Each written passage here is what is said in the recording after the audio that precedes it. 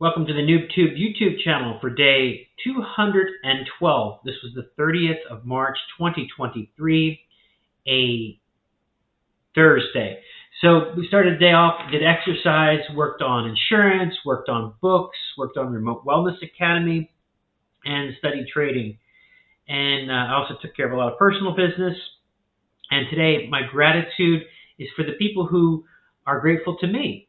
I'm wearing like a U.S. Army retired hat and went to the supermarket today, and several people had stopped and said thank you for my service and made some nice remarks.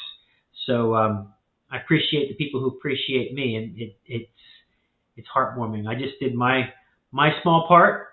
Just like I said, I have the U.S. Army retired. I wear that hat sometimes, so I'm grateful that people are grateful to me.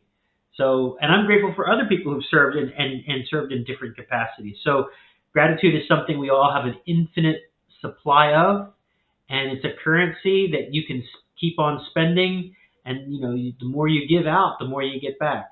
And that's at least my opinion. So, let me know what you think. Like, comment, subscribe. I will talk to you tomorrow. Thank you.